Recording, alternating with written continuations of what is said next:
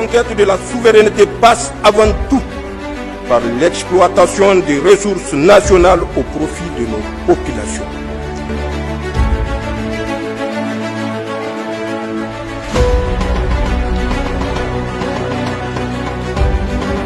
Lutte contre la criminalité dans la ville de Niamey. Démantèlement par la direction de la police judiciaire de 3 réseaux de malfaiteurs. La direction de la police judiciaire, à travers la division des investigations criminelles et la division de la lutte contre la cybercriminalité, a démantelé 3 réseaux de malfaiteurs opérant dans la ville de Niamey, spécialisés dans le meurtre, le vol de nuit et le chantage par moyen de communication électronique. Le premier réseau est composé de 3 individus, tous de sexe masculin, âgés de 22 à 43 ans. Ils sont les auteurs du meurtre commis au quartier Cité Hertel dans la nuit du 23 au 24 juin 2025 sur la personne d'un ressortissant d'un pays voisin de passage à Niamey. En effet, dans la matinée du 24 juin 2025, la direction de la police judiciaire a été saisie d'un cas de découverte de cadavres dans ce quartier. Le corps de la victime a été retrouvé, la gorge tranchée, baignant dans une mare de sang. Une enquête a immédiatement été ouverte pour élucider les circonstances du crime et identifier les auteurs. Des investigations approfondies ont permis d'interpeller 3 individus, tous de nationalité nigérienne spécialisés dans la vente de substances prohibées. La victime, revenue récemment d'un voyage, avait approché l'un d'eux, son voisin immédiat, pour se procurer 2 grammes d'une drogue communément appelée Tchali. Ce dernier a contacté un complice qui, à son tour, a sollicité le principal fournisseur.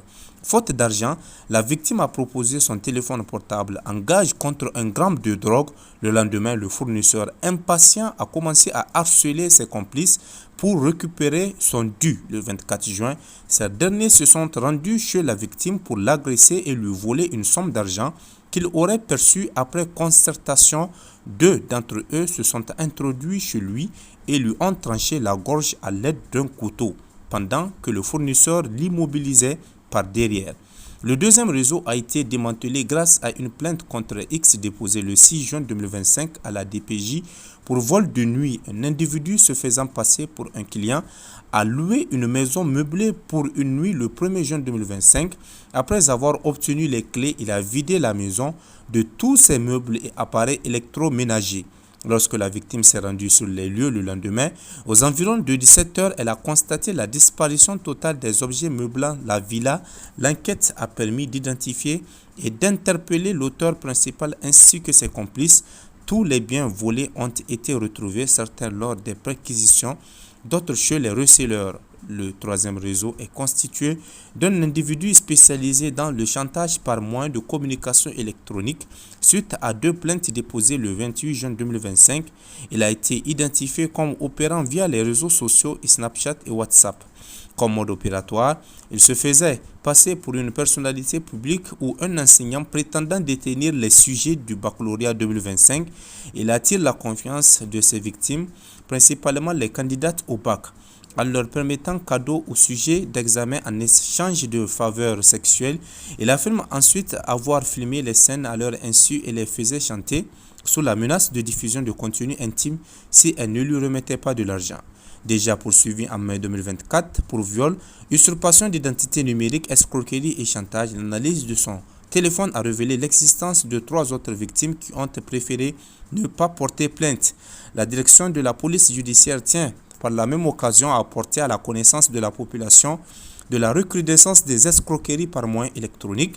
3 principales méthodes frauduleuses ont été récemment identifiées.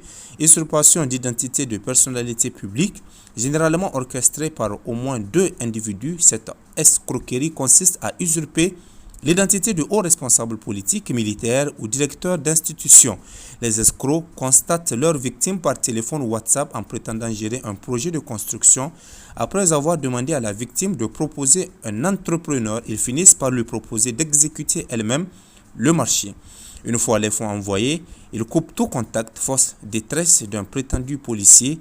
Dans ce cas, l'escroc se fait passer pour un policier en difficulté affirmant qu'un proche est hospitalisé et sollicite une aide financière. Une fois l'argent envoyé, il disparaît. Groupe WhatsApp frauduleux et de vente d'articles, méthode très répandue, souvent gérée par des individus dont certains opérant depuis l'étranger. Ils créent des groupes WhatsApp pour proposer des articles à vendre. Une fois le paiement effectué sous prétexte de livraison via DHL, par exemple, les escrocs coupent toute communication. La direction de la police judiciaire exhorte les citoyens à faire preuve de prudence, à toujours vérifier l'identité de leur interlocuteur et à éviter tout transfert d'argent à des personnes non formellement identifiées.